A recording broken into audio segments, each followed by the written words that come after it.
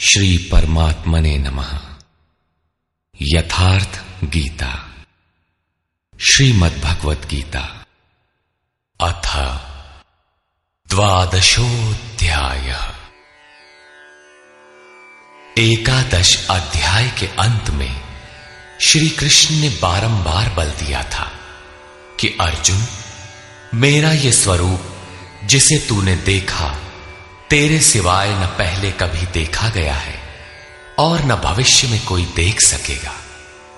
मैं न तप से, न यज्ञ से और न दान से ही देखे जाने को सुलभ हूं, किंतु अनन्य भक्ति के द्वारा अर्थात मेरे अतिरिक्त अन्यत्र कहीं श्रद्धा बिखेरने न पाए, निरंतर तैल धारावत मेरे चिंतन के द्वारा ठीक इसी प्रकार जैसा तूने देखा, मैं प्रत्यक्ष देखने के लिए, तत्व से साक्षात जानने के लिए और प्रवेश करने के लिए भी सुलभ हूं।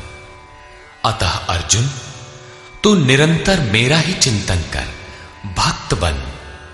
अध्याय के अंत में उन्होंने कहा था, अर्जुन, तू मेरे ही द्वारा निर्धारित किए गए कर्म को कर, मत परमः, अपितु मेरे परायण होकर कर। अनन्य भक्ति ही उसकी प्राप्ति का माध्यम है। इस पर अर्जुन का प्रश्न स्वाभाविक था कि जो अव्यक्त अक्षर की उपासना करते हैं, इन दोनों में श्रेष्ठ कौन है? अर्जुन उवाच,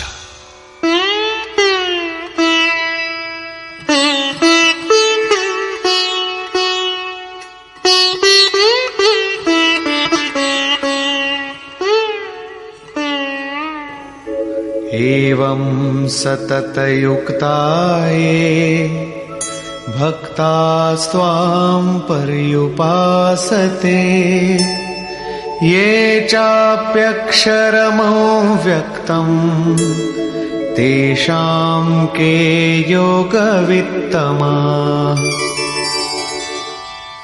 एवं अर्थात इस प्रकार जो अभी अभी आपने विधि बताई है, ठीक इसी विधि के अनुसार अनन्य भक्ति से आपकी शरण लेकर, आपसे निरंतर संयुक्त होकर आपको भली प्रकार उपासते हैं, और दूसरे जो आपकी शरण न लेकर स्वतंत्र रूप से अपने भरोसे उसी अक्षय और अव्यक्त स्वरूप की उपासना करते हैं जिसमें आप भी स्थित हैं, इन दोनों प्रकार के भक्तों में अधिक उत्तम योगवेत्ता कौन है?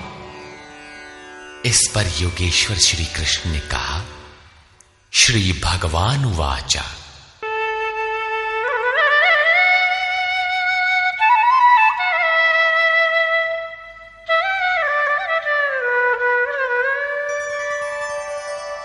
मय्यावेश्य मनो ये मां नित्ययुक्ता उपासते, श्रद्धया परयोपेता ते मे युक्ततमा मता।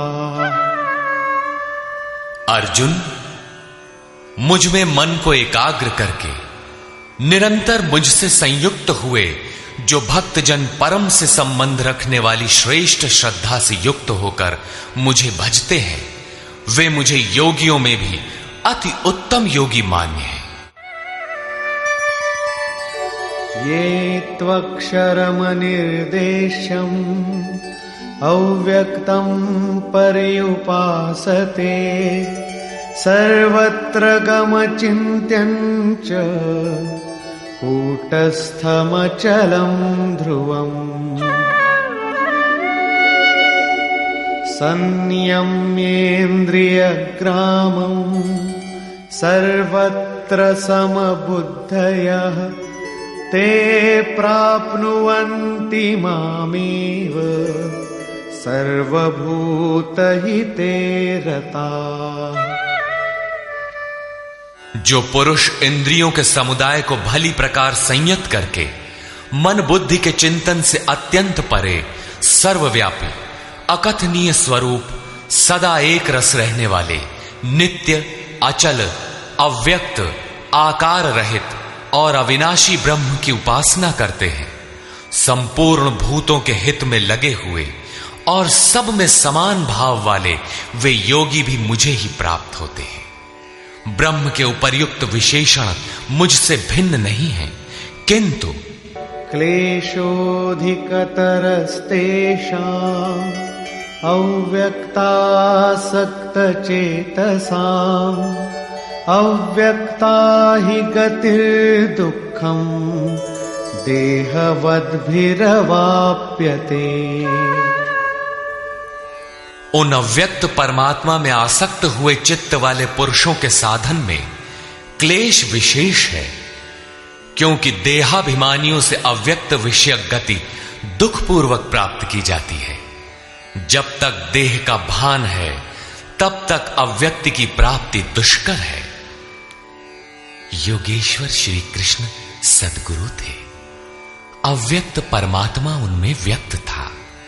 वे कहते हैं कि महापुरुष की शरण न लेकर जो साधक अपनी शक्ति समझते हुए आगे बढ़ता है कि मैं इस अवस्था में हूं, आगे इस अवस्था में जाऊंगा, मैं अपने ही अव्यक्त शरीर को प्राप्त होऊंगा, वो मेरा ही रूप होगा, मैं वही हूं। इस प्रकार सोचते प्राप्ति की प्रतीक्षा न करके अपने शरीर को ही सोहम कहने लगता है। यही इस मार्ग में सबसे बड़ी बाधा है। वो दुःखालियम अशाश्वतम में ही घूम फिर कर खड़ा हो जाता है। किंतु जो मेरी शरण लेकर चलता है वो ये तु सर्वाणि कर्माणि मयि सन्न्यस्य मत्पराः अनन्येनैव योगेन मां ध्यायन्त उपासते। जो मेरे परायण होकर संपूर्ण कर्मों अर्थात आराधना को मुझ में अर्पण करके अनन्य भाव से योग अर्थात आराधना प्रक्रिया के द्वारा निरंतर चिंतन करते हुए भजते हैं। तेषामहं समुद्धर्ता मृत्यु संसार सागरात् भवामि न चिरात् पार्थ मय्यावेशित चेतसाम्। केवल मुझ में चित्त लगाने वाले उन भक्तों का मैं शीघ्र ही मृत्यु रूपी संसार से उद्धार करने वाला होता हूं।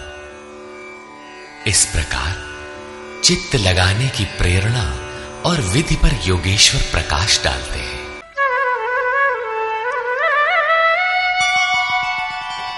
मय्येव मन आधत्स्व मयि बुद्धिं निवेशय निवसिष्यसि मय्येव अत ऊर्ध्वं न संशयः। इसलिए अर्जुन तू मुझ में मन लगा, मुझ में ही बुद्धि लगा, इसके उपरांत तू मुझ में ही निवास करेगा, इसमें कुछ भी संशय नहीं है।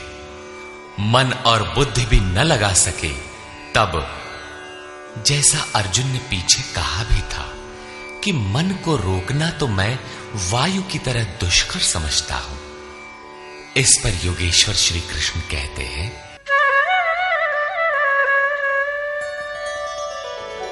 अथ चित्तं समाधातुं न शक्नोषि मयि स्थिरम् अभ्यासयोगेन ततो मामिच्छाप्तुं धनंजय।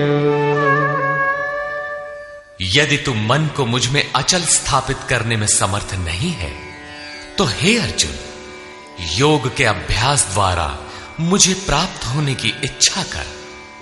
अर्थात जहां भी चित्त जाए वहां से घसीट कर उसे आराधना चिंतन क्रिया में लगाने का नाम अभ्यास है। यदि ये भी न कर पाए तो अभ्यासेऽप्यसमर्थोऽसि मत्कर्म परमो भव मदर्थमपि कर्माणि कुर्वन् सिद्धिमवाप्स्यसि।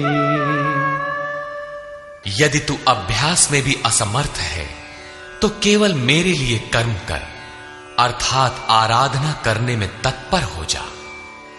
इस प्रकार मेरी प्राप्ति के लिए कर्मों को करता हुआ तू मेरी प्राप्ति रूपी सिद्धि को ही प्राप्त होगा। अर्थात अभ्यास भी पार न लगे तो साधन पथ में लगे भर रहो। अथैतदप्यशक्तोऽसि कर्तुं मद्योगमाश्रितः सर्वकर्मफलत्यागं ततः कुरु यतात्मवान्।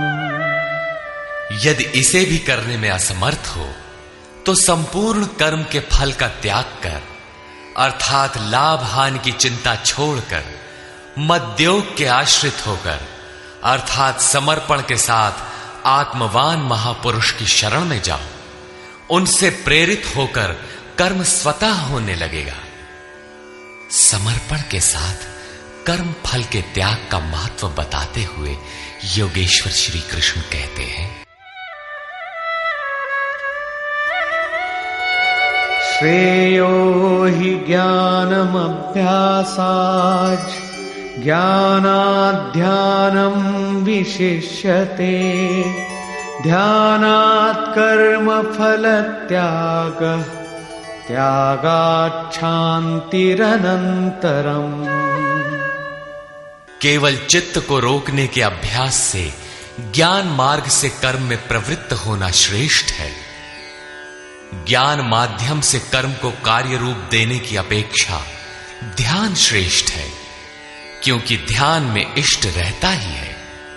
ध्यान से भी संपूर्ण कर्मों के फल का त्याग श्रेष्ठ है, क्योंकि इष्ट के प्रति समर्पण के साथ ही योग पर दृष्टि रखते हुए कर्म फल का त्याग करने से उनके योग क्षेम की जिम्मेदारी इष्ट की हो जाती है। इसलिए इस त्याग से वो तत्काल ही परम शांति को प्राप्त हो जाता है। अभी तक योगेश्वर श्री कृष्ण ने बताया कि अव्यक्त की उपासना करने वाले ज्ञान मार्गी से समर्पण के साथ कर्म करने वाला निष्काम कर्मयोगी श्रेष्ठ है। दोनों एक ही कर्म करते हैं, किंतु ज्ञान मार्गी के पथ में व्यवधान अधिक है। उसके लाभ हानि की जिम्मेदारी स्वयं पर रहती है, जबकि समर्पित भक्ति की जिम्मेदारी महापुरुष पर होती है। इसलिए वो कर्म फल त्याग द्वारा शीघ्र ही शांति को प्राप्त होता है। अब शांति प्राप्त पुरुष के लक्षण बताते हैं। अद्वेष्टा सर्वभूतानां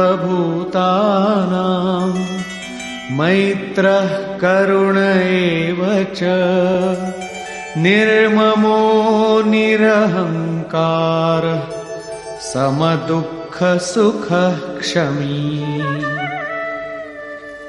इस प्रकार शांति को प्राप्त हुआ जो पुरुष सब भूतों में द्वेष भाव से रहित, सबका प्रेमी और हेतु रहित दयालु है, और जो ममता से रहित, अहंकार से रहित, सुख दुख की प्राप्ति में सम तथा क्षमावान है।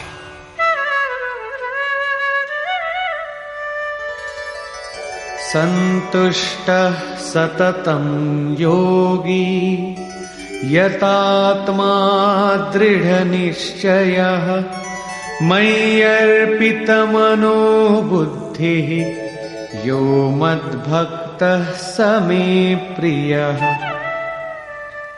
जो निरंतर योग की पराकाष्ठा से संयुक्त है, लाभ तथा हानि में संतुष्ट है, मन तथा इंद्रियों सहित शरीर को वश में किए हुए है, दृढ़ निश्चय वाला है, वो मुझ में अर्पित मन बुद्धि वाला मेरा भक्त मुझे प्रिय है। यस्मान्नो द्विजते लोको लोकान्नो द्विजते च यः हर्षामर्षभयोद्वेगैर् मुक्तो यः स च मे प्रियः। जिससे कोई भी जीव उद्वेग को प्राप्त नहीं होता और जो स्वयं भी किसी जीव से उद्विग्न नहीं होता, हर्ष, संताप, भय और समस्त विक्षोभों से मुक्त है, वो भक्त मुझे प्रिय है। साधकों के लिए यह श्लोक अत्यंत उपयोगी है। उन्हें इस ढंग से रहना चाहिए कि उनके द्वारा किसी के मन को ठेस न लगे।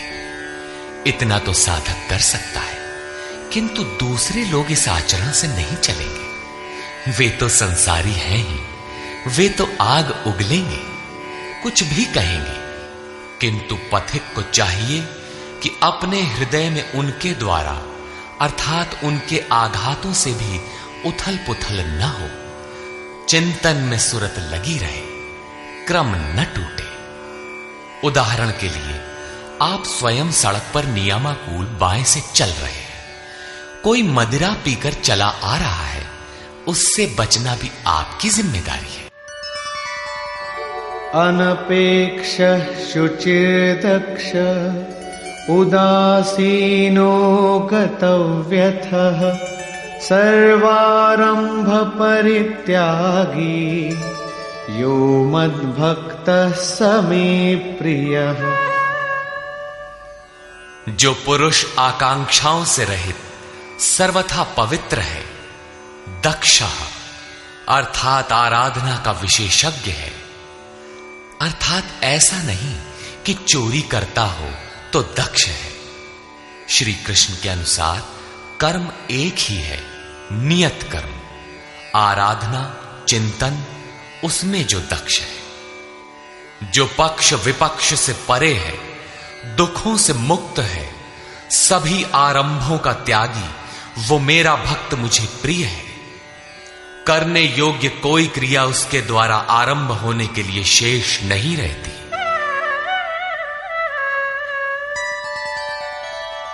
यो न हृष्यति न द्वेष्टि न शोचति न कांक्षति शुभाशुभ परित्यागी भक्तिमान्यः स मे प्रियः। जो न कभी हर्षित होता है, न द्वेष करता है, न शोक करता है, न कामना ही करता है, जो शुभ और अशुभ संपूर्ण कर्मों के फल का त्यागी है, जहां कोई शुभ विलग नहीं है, अशुभ शेष नहीं है, भक्ति की इस पराकाष्ठा से युक्त वो पुरुष मुझे प्रिय है। समः शत्रौ च मित्रे च तथा मानापमानयोः शीतोष्ण सुख दुःखेषु समः संग विवर्जितः।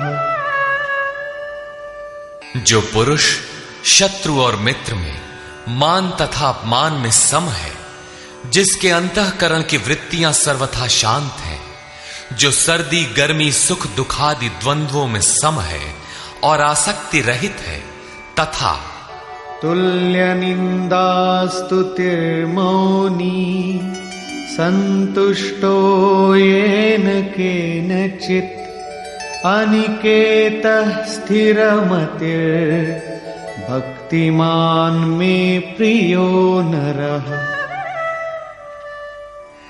जो निंदा तथा स्तुति को समान समझने वाला है, मननशीलता की चरम सीमा पर पहुंचकर जिसकी मन सहित इंद्रियां शांत हो चुकी है, जिस किसी प्रकार शरीर निर्वाह होने में जो सदैव संतुष्ट है, जो अपने निवास स्थान में ममता से रहित है, भक्ति की पराकाष्ठा पर पहुंचा हुआ वो स्थिर बुद्धि वाला पुरुष मुझे प्रिय है।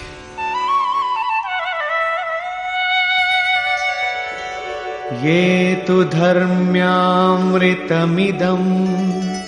यथोक्तं पर्युपासते श्रद्धाना मत्परमा भक्तास्तेतीव मे प्रियाः। जो मेरे परायण हुए हार्दिक श्रद्धा युक्त पुरुष इस उपर्युक्त धर्ममय अमृत का भली प्रकार सेवन करते हैं, वे भक्त मुझे अतिशय प्रिय हैं। निष्कर्ष। गत अध्याय के अंत में योगेश्वर श्री कृष्ण ने कहा था कि अर्जुन, तेरे सिवाय न कोई पाया है न पा सकेगा जैसा तूने देखा, किंतु अनन्य भक्ति अथवा अनुराग से जो भजता है वो इसी प्रकार मुझे देख सकता है, तत्व के साथ मुझे जान सकता है और मुझ में प्रवेश भी पा सकता है। अर्थात परमात्मा ऐसी सत्ता है जिसको पाया जाता है। अतः अर्जुन, भक्त बन। अर्जुन ने इस अध्याय में प्रश्न किया कि भगवान, अनन्य भाव से जो आपका चिंतन करते हैं और दूसरे वे जो अक्षर अव्यक्त की उपासना करते हैं, इन दोनों में उत्तम योगवेदता कौन है?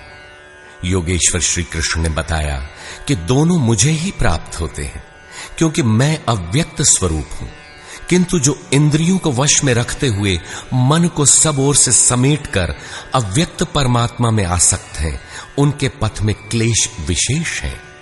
जब तक देह का अध्यास अर्थात भान है, तब तक अव्यक्त स्वरूप की प्राप्ति दुखपूर्ण है, क्योंकि अव्यक्त स्वरूप तो चित्त के निरोध और विलय काल में मिलेगा।